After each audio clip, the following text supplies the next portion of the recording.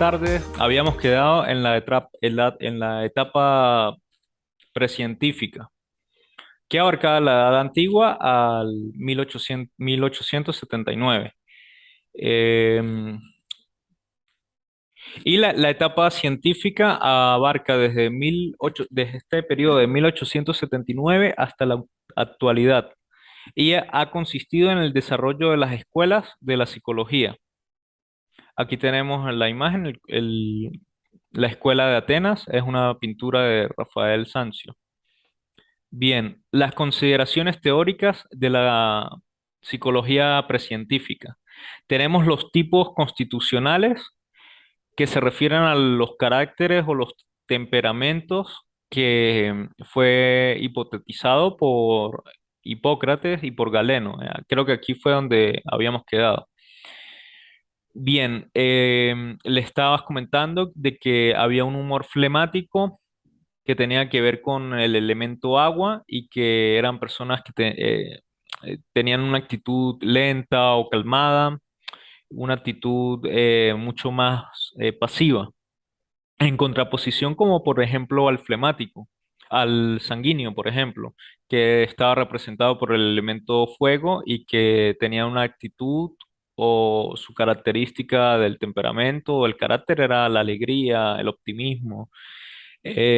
También estaba el humor de la bilis amarilla y aludía a un temperamento colérico. eh, y se asociaba con el elemento aire. Sus características era que una conducta explosiva o irascible eran este tipo de personas. Y por último, el de la bilis negra, que era el temperamento melancólico y tenía que ver con el elemento tierra. Y por supuesto tenía que ver con la tristeza, el pesimismo. eh, Esto para la antigüedad tenía una relación con los astros, con la astronomía en específico. Y había una concepción antropomórfica de los dioses, que eran la representación de los movimientos planetarios. Por eso el movimiento circular para los griegos era el movimiento de mayor perfección, hasta tal punto que era considerado el movimiento divino o el movimiento de lo supraterrenal. Por eso tenía gran importancia el aspecto astronómico en esa época, porque para ellos influía también en el cuerpo a través de los elementos. Recuerden ustedes que por eso el- la astrología, aparte de los signos que son la representación de los cuatro elementos, igual que los temperamentos. En este sentido, tiene como esa raíz muy antigua este tipo de teorizaciones. Otra de las consideraciones de la psicología precientífica fue el problema del problema mente-cuerpo, que se resumía en una dualidad o en una unidad. El problema era, ¿es el alma independiente del cuerpo? ¿Qué pasa cuando muere el cuerpo?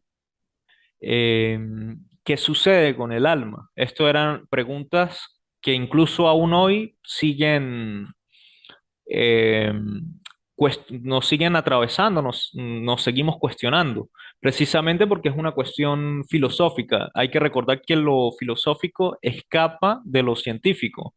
Ya por lo menos la psicología no se suele preguntar tanto esto, sino que lo resuelve a partir de teorías psicofísicas, de lo psicosomático también, vienen a plantear relaciones entre los pensamientos, las emociones y cómo se reflejan en nuestro cuerpo.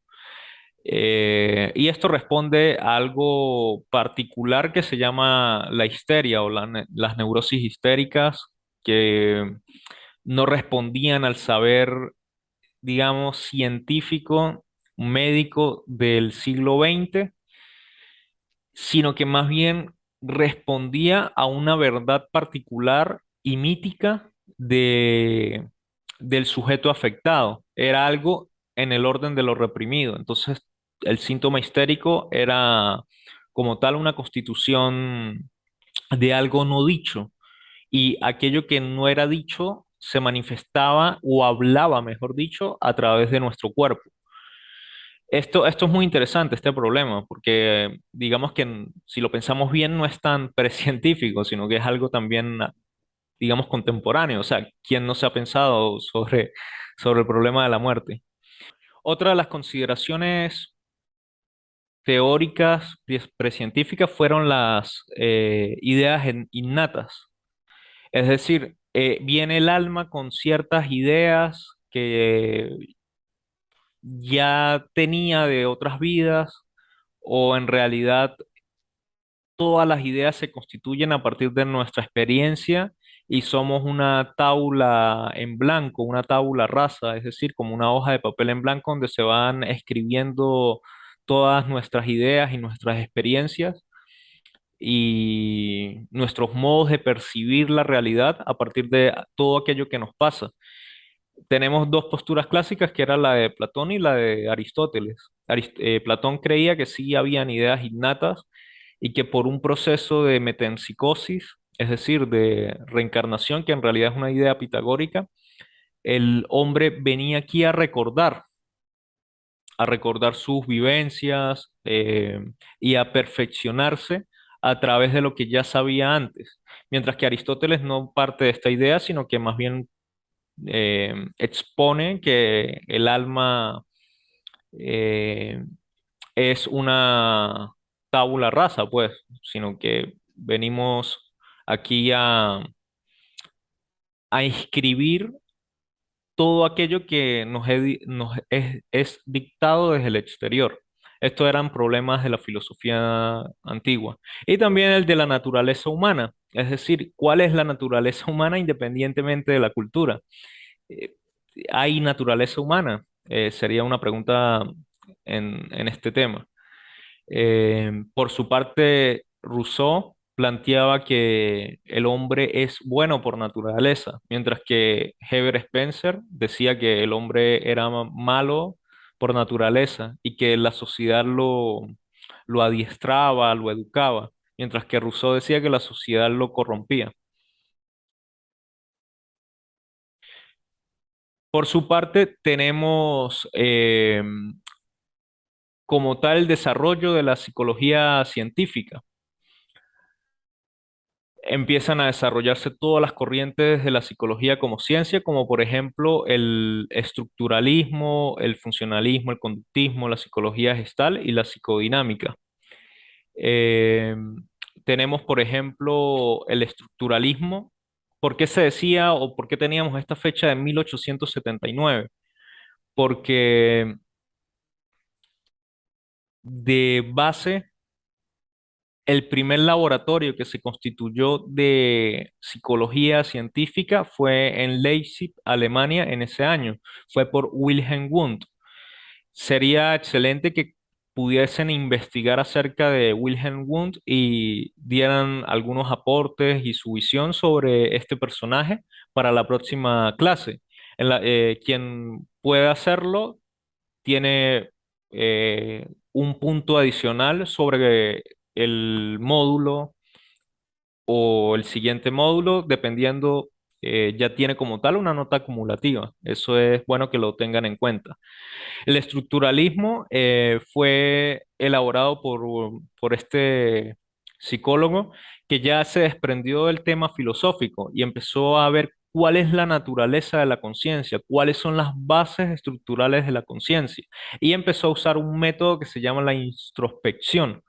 La introspección consistía básicamente eh, de tres, digamos, aptitudes, que eran las imágenes, los sentimientos y las sensaciones, las percepciones. Entonces se empezaban a investigar sobre este tema a través de los métodos experimentales de la ciencia. Tenemos el funcionalismo, que si bien parte del anterior, empieza a indagar sobre la adaptabilidad de la conciencia en el ambiente, en nuestro entorno, y empieza también a estudiar a animales y a niños, de cómo nos adaptamos.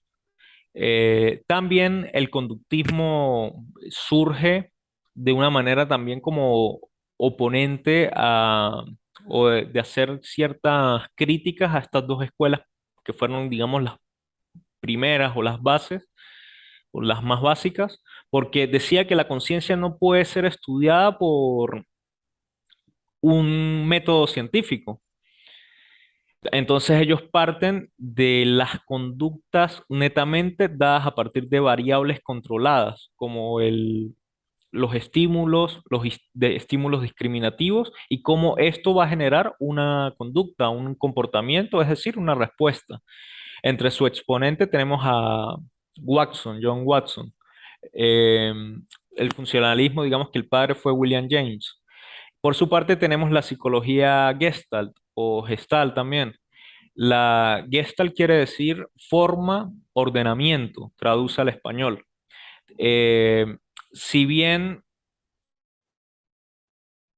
surge en este contexto el conductismo, no desecha las dos primeras, sino que más bien las complementa y empieza a estudiar cuáles son los modos de percepción que tenemos nosotros los seres humanos, cuáles, cómo nosotros percibimos las figuras, los fondos, se empiezan a establecer leyes de percepción como la ley de proximidad, eh, la ley de cierre, formas en las cuales la conciencia hace una síntesis de los procesos conscientes y también emocionales. Cómo nosotros podemos cerrar ciclos emocionales, cómo percibimos, cómo nos acercamos a la realidad, de qué forma, de qué manera podemos llegar a conocer el mundo, a nosotros mismos. Entonces empieza a ampliarse un poco más el ámbito, esta corriente se desarrolla como tal en el ámbito del humanismo.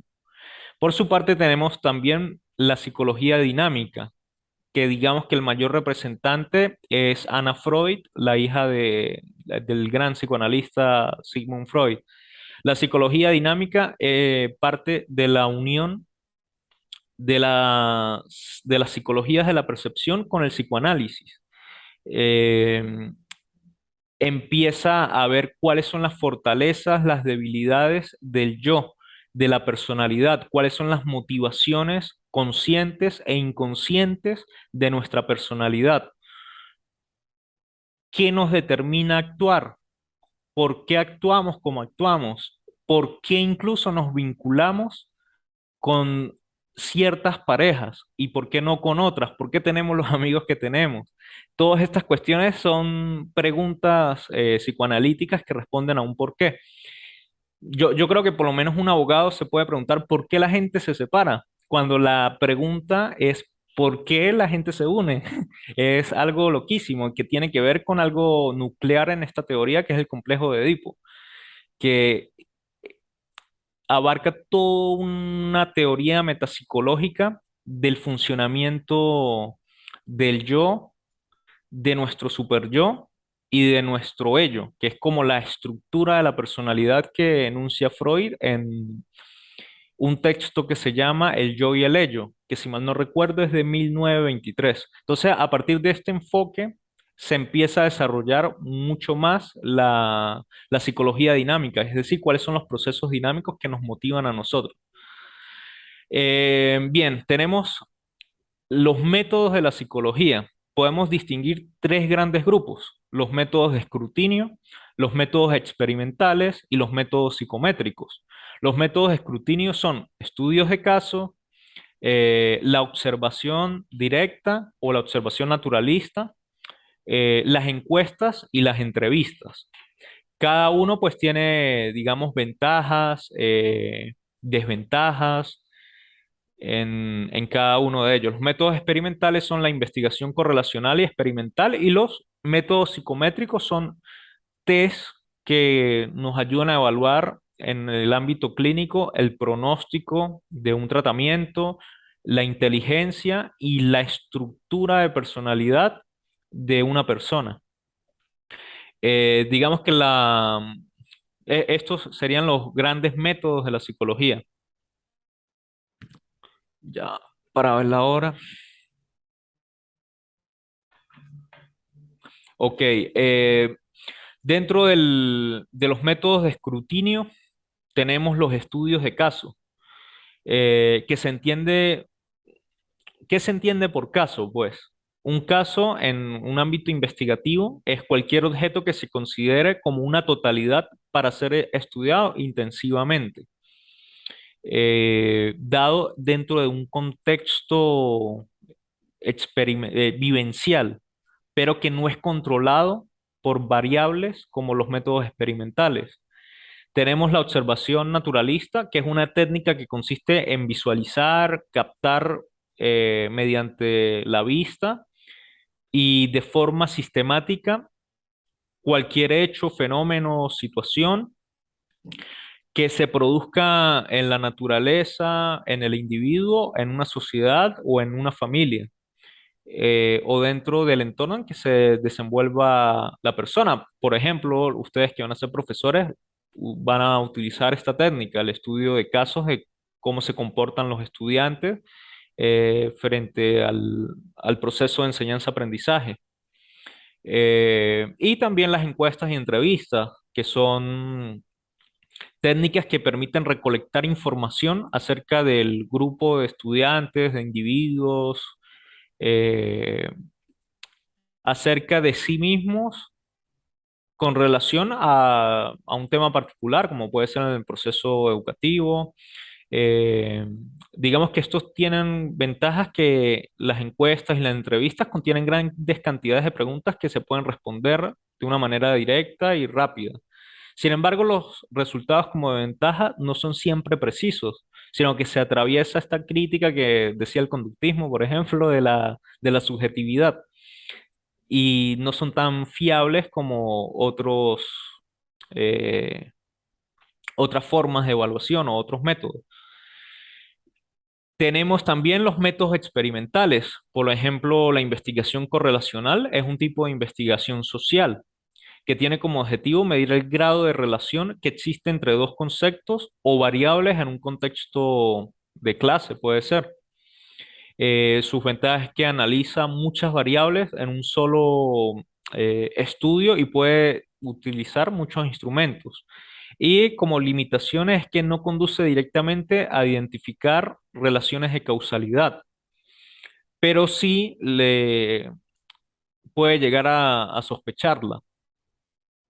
Este, también tenemos la investigación experimental, eh, que se refiere, o más que todo, consiste en someter a un objeto, un individuo, un animal incluso, eh, a determinadas condiciones de estímulos o de tratamientos. Estos serían las variables independientes. Por lo menos Pavlov hizo experimentos con los perros a través de la comida, que era el estímulo, si mal no recuerdo, independiente, que podía establecer la conducta en el perro, que era la salivación.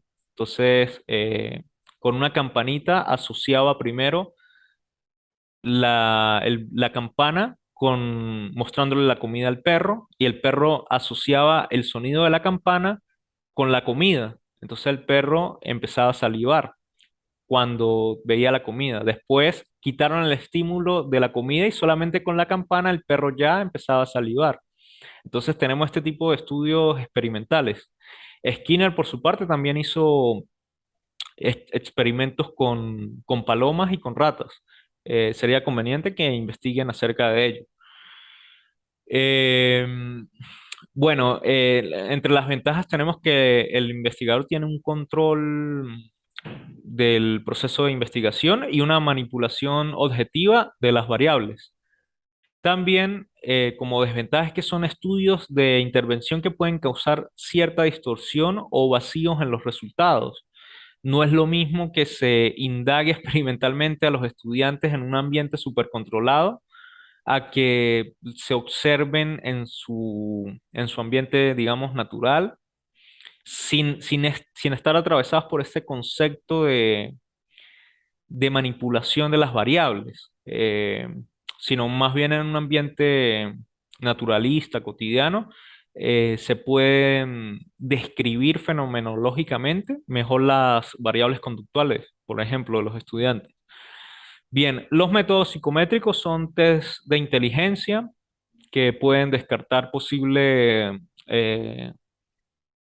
retraso mental o déficit cognitivo, como se llama hoy, en los estudiantes. Esto lo hace un especialista en psicología o en psiquiatría que sepa o esté calificado para manejar diversos tests. Y tenemos también el test de personalidad en el ámbito clínico, eh, y también puede ser usado en el ámbito educativo, por supuesto, y va a dar un pronóstico de la situación del estudiante, si hay algún conflicto inconsciente, un conflicto de motivación frente al proceso de enseñanza. Y también están el test de actitudes, que más que todo, que si bien se puede usar en el ámbito escolar, también suele usarse más que todo en el ámbito laboral. Tenemos por lo menos el test de Rorschach, que creo que es el test más famoso de los test psicológicos y psicométricos. Se encuentra el test de las manchas proyectivas, que es el test de Rorschach. O también el test de Zülliger, que consiste en tres manchas eh, informes, donde la persona empieza a proyectar y a dar forma de cómo percibe lo que ve. Este se usa para las aptitudes en el ámbito laboral. Y el test de inteligencia está por lo menos el WIS. Son test que pueden dar con cierta precisión a estudiar estos aspectos. Bueno, campos y áreas de la psicología como ciencia. Tenemos por un lado a la psicología clínica. Esta sería una subdisciplina de de la psicología, investiga y trata sobre las condiciones que pueden generar malestares y problemas conductuales en una persona o en un individuo, o sea, frente a un contexto determinado, como puede ser sus relaciones de pareja, sus relaciones laborales. eh, es decir, aborda los problemas afectivos, sexuales y cognitivos también de las personas dentro de su contexto social. La psicología clínica suele aplicar el método científico para la obtención de resultados, así como también la prevención, la psicoeducación, la asistencia y la rehabilitación de los problemas psíquicos o mentales, como pueden ser también las adicciones. Eh, Tenemos por su parte la psicología educativa, que es la rama de la psicología que estudia mediante el método científico los procesos cognitivos, como la enseñanza, el aprendizaje, la creatividad, la inteligencia, la motivación, la comunicación, la concentración, y cómo se producen en los centros educativos. Eh, Además, interviene en todos los procesos psicológicos que afectan dicho proceso o el proceso de enseñanza. Detecta, diagnostica si hay déficit de algún tipo, para poder hacer una intervención adecuada usando criterios y parámetros que sean válidos. Tenemos por su parte la psicología social, que analiza, estudia y explica cómo interactúan los individuos dentro de la sociedad con otros, resaltando los rasgos sociales del comportamiento y el funcionamiento de la mente dentro de los grupos. Eh, También está la psicología jurídica. Esta rama se encarga de examinar el comportamiento de los actores o sujetos de los sujetos de derecho en el ámbito legal. Por lo tanto, estudia el comportamiento ante el Estado, las leyes, y la justicia. Una de las funciones de esta rama estriba en entrenar o seleccionar a profesionales del sistema legal, jueces, fiscales, policías, abogados, personal y de penitenciarias, con contenidos y técnicas psicológicas útiles a su trabajo. Eh, Pueden ayudar en un juicio de un psicólogo forense puede ayudar estudiar un caso por lo menos de interdicción o incluso en el ámbito educativo también puede ver que si hay algún tema legal de por medio, a través de un test puede objetivamente eh, ver y diagnosticar algún tipo de conflicto. También está, por último, la psicología laboral. Estas son como las grandes áreas de la psicología, a grosso modo, pues. La laboral estudia todo el conjunto de conductas, de habilidades y aptitudes que podemos llegar a tener en nuestro contexto de trabajo. En el contexto donde nos desenvolvemos, ya sea en una empresa, en una institución, en una organización civil o gubernamental, centrándose en la interacción y actividades que cada sujeto realiza en su ambiente profesional. Bien, con esto dejamos por hoy. Si tienen alguna duda de algún tipo, me la pueden hacer llegar. Eh, y ya, el plan de evaluación. En este plan de evaluación tenemos las unidades. Ya vimos la unidad uno. Está el material también subido a la plataforma. Este plan de evaluación lo van a encontrar allí. La unidad 2 son los paradigmas y corrientes de la psicología como ciencia, principales exponentes, conceptos básicos, objetivos, principios y postulados, métodos de estudio, referentes a la educación. Les pasé un archivo genial, buenísimo, que sintetiza esto en el proceso de enseñanza-aprendizaje. Para la primera, la unidad 3 tenemos los procesos psicológicos básicos, que están pues todos los procesos de percepción, de atención, de memoria y demás. Y por último, la psicología del desarrollo. Está todo subido en la plataforma. Para la primera actividad, ¿qué van a hacer? Cada actividad tiene un valor de 25%, son 4 en total. Están las fechas aquí en pantalla. La primera es para el 18 de septiembre. El participante deberá realizar una infografía en cualquier forma digital de animación, diseño o presentación que desee y deberá subirlo en PDF a la plataforma. Debe incluir una síntesis y una interrelación de los contenidos descritos y subidos a la plataforma y vistos en esta clase también, apoyándose en todo esto eh, en dicha infografía. Para la unidad 2 son unos papers que son resúmenes a modo de cómo se hace un resumen en un trabajo de grado. Tienen un ejemplo en la plataforma. Van a leer el material de los contenidos de la unidad 2 y van a realizar un paper por cada corriente psicológica visto en la unidad. En ellos deberá hacer un resumen analítico siguiendo las siguientes indicaciones. Cada paper debe ser desarrollado en una cuartilla aparte, en un solo párrafo y no sobrepasar las 350 palabras y con palabras claves, con un máximo de 6 palabras claves.